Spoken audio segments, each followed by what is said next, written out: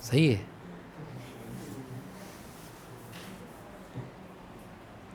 देखो देखो,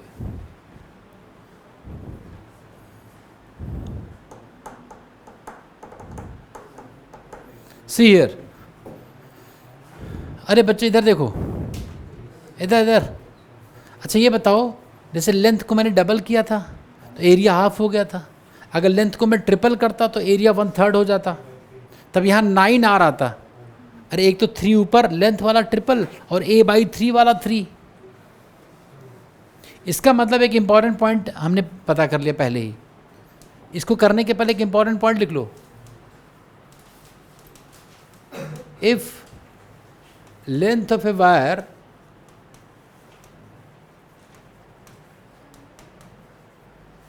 becomes n times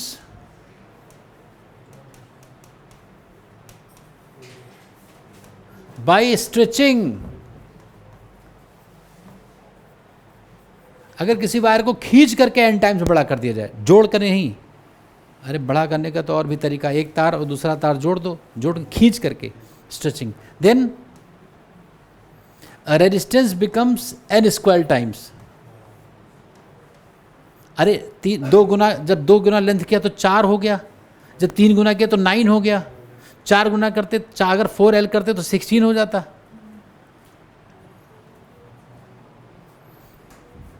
ये एक इंपॉर्टेंट कंसेप्ट है, ऐसा हो जाता है।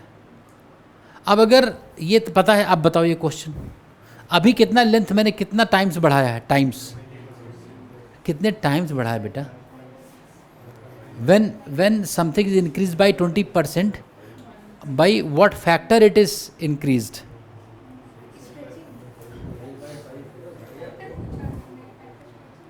कितने फैक्टर से बढ़ा? अगर कोई 20% बढ़ रहा है तो कितना फैक्टर बढ़ गया? 1.2 फैक्टर। अगर 100 वाली चीज 120 हो गई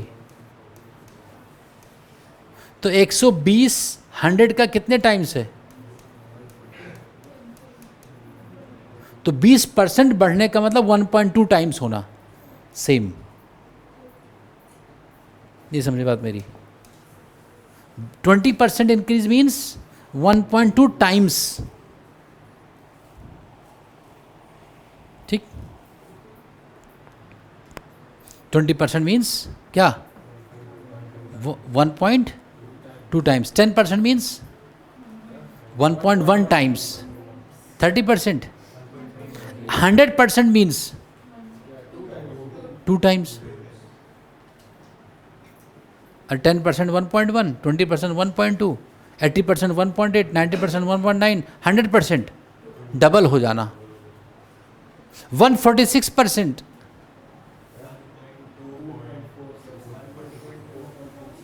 हाँ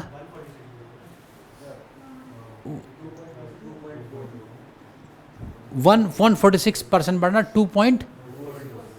146% मोबाइल की बिक्री बढ़ी है पिछले क्वार्टर में। इकोनॉमिक टाइम्स में मैंने पढ़ा आज, मोबाइल्स की जो सेल है इंडिया में 146% बढ़ गया है। This is the level of unemployment in India. More mobiles, more engagements in reels, है ना? सब्सिडी दे गवर्नमेंट, सस्ते मोबाइल लाओ, चार्ज महंगा कर दो, डेटा महंगा कर दो, मोबाइल सस्ता दे दो। मोबाइल सस्ता करो, डेटा महंगा कर दो। अब तो एडिक्ट हो चुका है वो, अब कुछ भी करा लो, खेत बेच देगा। ही cannot live without 5G data now, कुछ भी कर देगा, है ना? जैसे सब्जी सस्ती कर दो, रोटी महंगी कर दो, कोई सब्जी तो खाएगा नहीं। रेस्टोरेंट्स में देखो सब्जी सस्ती है, 1 यूनिट, और रोटी दे है 85 रुपये की एक, रोटी तो खाएगा ही। ऐसे ही है, तो इंक्रीज हो गया है परसेंट। तो ये समझ गए? इधर देखो बच्चे, इधर इधर इधर। तो लेंथ कितने टाइम्स हो गया? 1.2 टाइम्स हुआ कि नहीं? तो इसमें फैक्टर कितना आया? एन कितना है 1.2, तो रेजिस्टेंस कितना होगा एन स्क्वायर, 1.2 का स्क्वायर इंटू पहले वाला रेजिस्टेंस। अरे अभी तो बताया, अगर कोई मुझे बताते कि लेंथ कितना कितना गुना हो गया। मुझे ऐसा क्यों लगता है कि तुम लोग नहीं समझ पाते हो, मतलब मुझे ये बहुत एक गड़बड़ होता जा रहा है।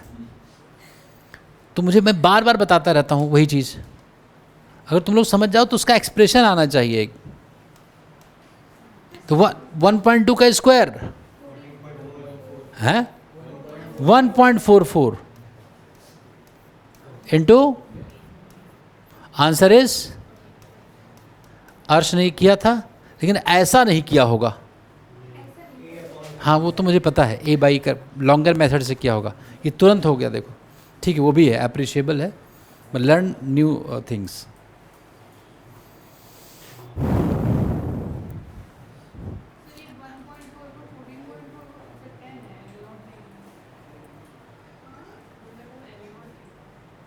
ये 10 है बेटा, मैं क्या करूं कि 10 लगे तुम्हें। ठीक है,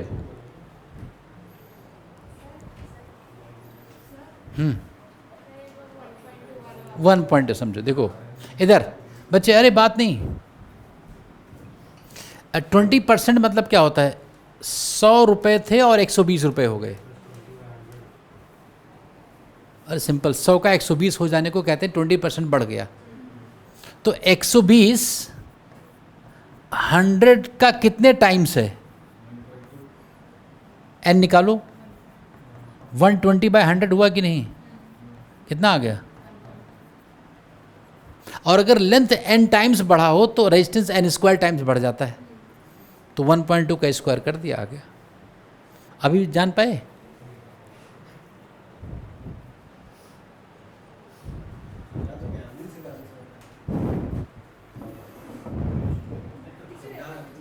हाँ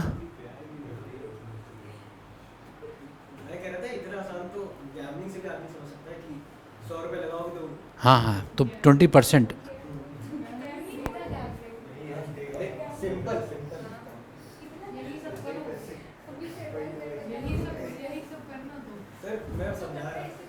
नहीं, मुझे क्यों समझा रहे हो, जैसे मैं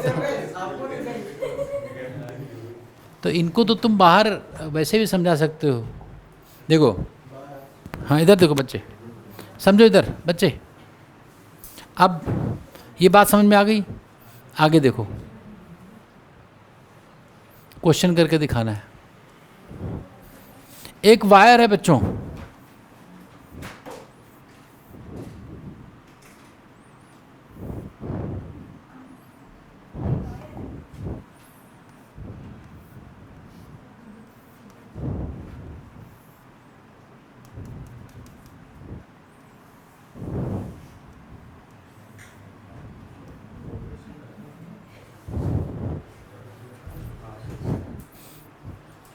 ये एक वायर है,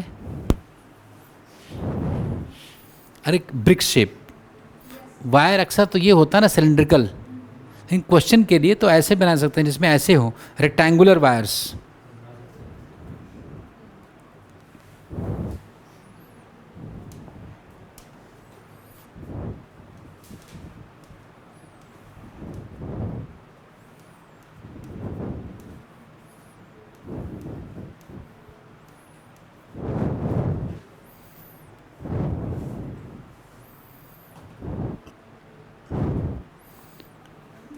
Resistivity is rho.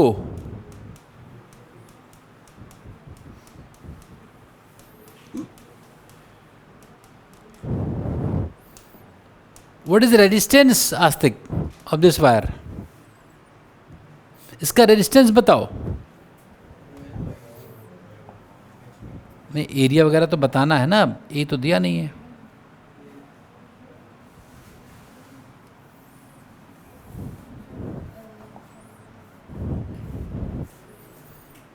Resistance of this wire,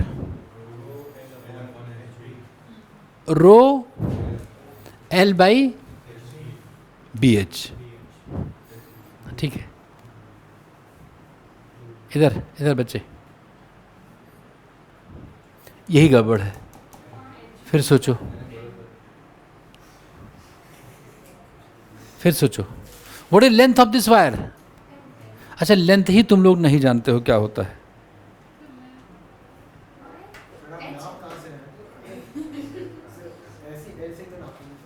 देखो इधर समझो,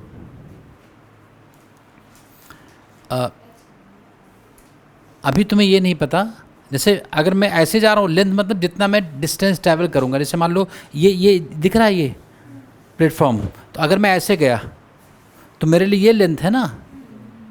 मतलब करंट के डायरेक्शन जिधर फ्लो, करंट जिधर फ्लो हो रही हो उसको लेंथ कहते हैं, और जिसके उसके लेंथ के परपेंडिकुलर जो होता है उसको हम एरिया कहते हैं। तो अभी ये मैंने बताया ही नहीं करंट किस फेज से किस फेज की तरफ जा रही है, तुम कैसे बता सकते हो resistance? Important point, unless stated the points across which you have to find resistance, you cannot find resistance. मान लो बैटरी मैंने ऐसे लगाया है, इसको हाई पोटेंशियल, इसको लो पोटेंशियल।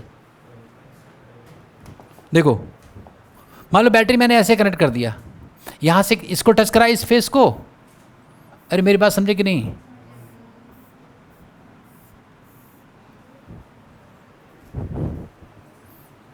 तो अब इस फेस से इस फेस की तरफ करंट आ रही ना, तो उसके लेंथ ये रहा, ये कितना है?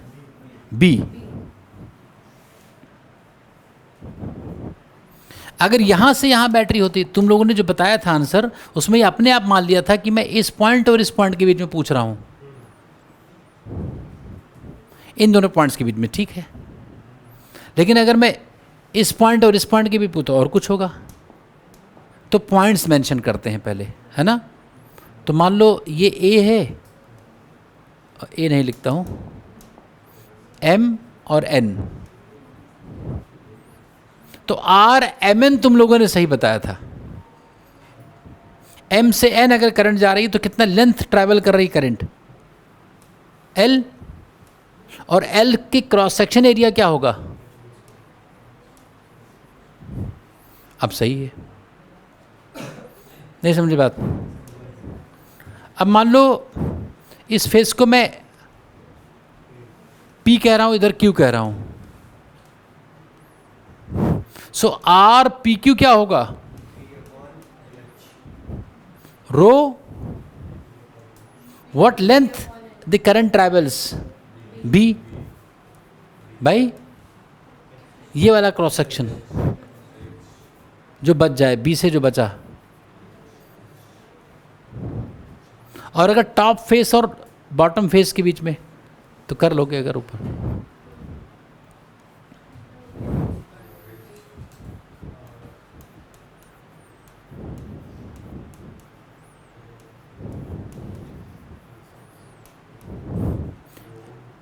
रो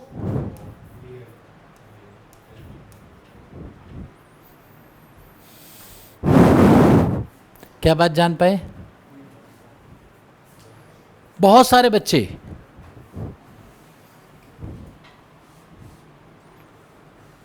ये लिख देते हैं, और ये JEE एडवांस का क्वेश्चन है, बहुत आसान। पता हो तो बहुत आसान है। तुम इस क्वेश्चन को देखते ही जान जाओगे क्या फंसा रहे हो, तुम पहले से पढ़ चुके हैं।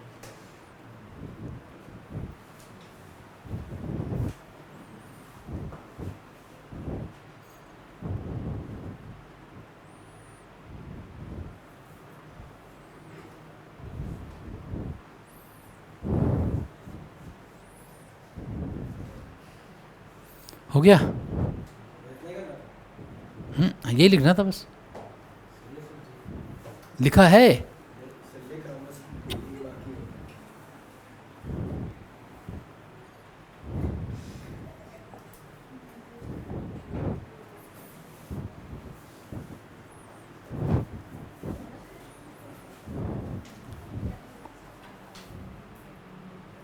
अब मैंने एक टेस्ट कर दिया है वीक में, इस वीक मैथ्स और बायो का टेस्ट है।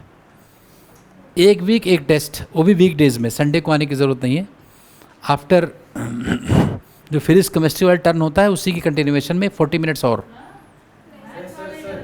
नहीं नहीं, मैथ्स वाले टर्न में नहीं, जो अरे वैसे स्टे करते हो ना तुम लोग क्लास के बाद।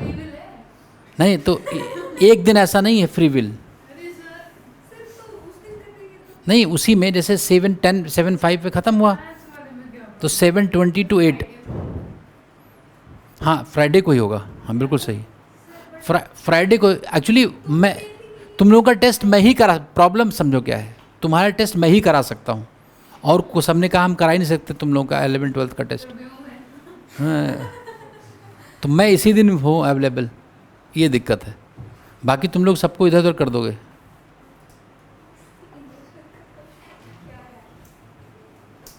एक देना है 40 मिनट्स का टेस्ट।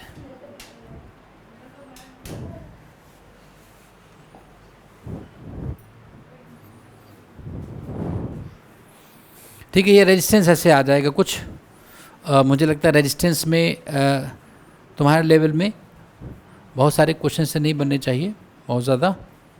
ठीक है, अब combination of resistors,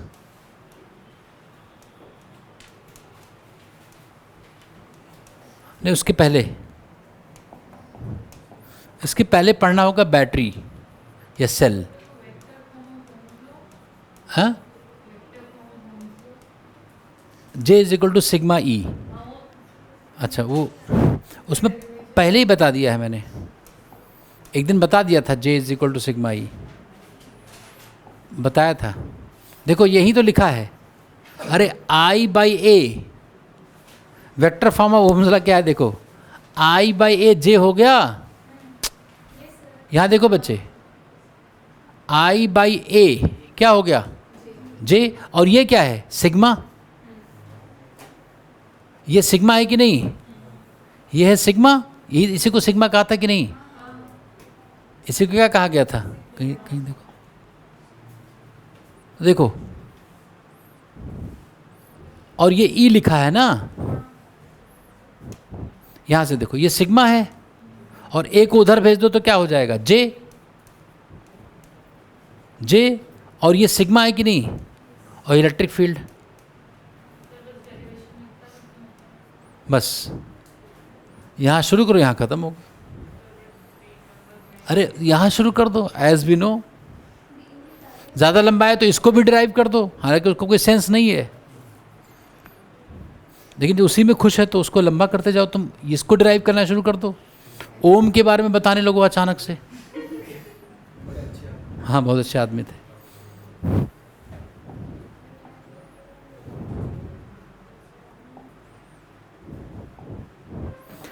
battery, what is a battery, battery क्या है मोबाइल की, डिफाइन बताओ, what is a cell, cell बताओ क्या है, बैटरी तो combination of cells is called as battery, तो सेल क्या है, हाँ बहुत बढ़िया, cell is an electrochemical device, electrochemistry में पढ़ाया जाता है, कौन सी device,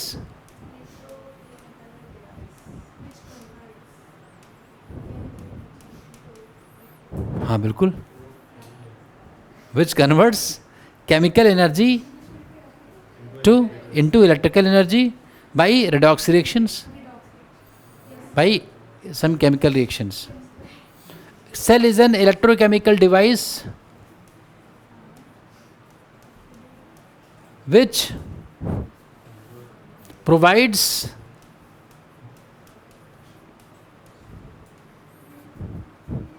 a constant potential difference. अरे बैटरी से, जैसे मान लो तुम्हारी बैटरी है, तुम यूज़ नहीं कर रहे हो तो इलेक्ट्रिकल एनर्जी तो नहीं पा रहे हो ना, तब भी तो बैटरी है, तो उसके पास पोटेंशियल है। अब वो तुम चाहे करंट में कन्वर्ट करो चाहे ना करो, तो जब चाहोगे तो वो करंट में कन्वर्ट कर देगी। तो उसका असली काम है पोटेंशियल डिफरेंस देना, potential difference, constant potential difference for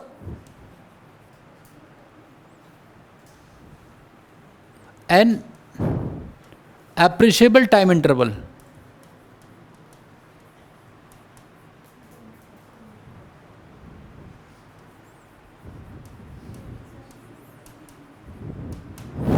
छः महीने, 5 महीने, 1 साल, 2 साल एमरॉन की बैटरी कार में लगती है, 3 साल चलती है, इतने मंथ्स। तो हर बैटरी का अपना एक टाइम पीरियड होता है, ये नहीं कि वो हमेशा ही कांस्टेंट पोटेंशियल डिफरेंस प्रोवाइड करेगी। सेल है, यूज़ किया, कुछ दिन बाद ख़त्म हो गया, ये है। अब सेल के अंदर क्या होता है, वो केमिस्ट्री का काम है। फिजिक्स को वो सेल के अंदर नहीं, फिजिसिस्ट को सेल के अंदर वाली चीज़ नहीं देखनी है, वो किसका पार्ट है, केमिस्ट्री का।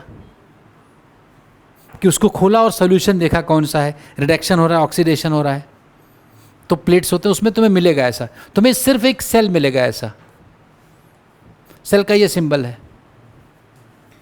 और सेल का अपना एक इंटरनल रेजिस्टेंस भी होता है, इंटरनल रेजिस्टेंस भी होता है। सेल वैसे तो इलेक्ट्रॉन को फेवर करती है फ्लो करने में, लेकिन उसका जो अंदर सोल्यूशन वगैरह है उससे कुछ ऑब्स्ट्रक्शंस भी प्रोड्यूस होते हैं। However ideally we must have zero internal resistance of a cell, but that is a theoretical case only. In practice, no cell can have zero resistance. So this is symbol of a cell, and its voltage is written as EMF, and its resistance is small r. अब हम अगली class में E को जो electromotive force, electromotive EMF of a cell पढ़ेंगे. What is EMF of a cell? Electromotive force, a force that motivates electrons to flow. Electromotive force.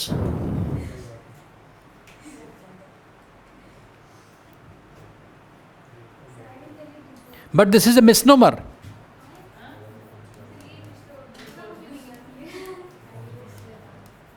Misnomer. हाँ, जैसा नाम हो वैसा काम ना हो। इसका नाम है EMF, electromotive force, but this is not a force, this is work done. श्लोक, कोई एक श्लोक सुनाओ।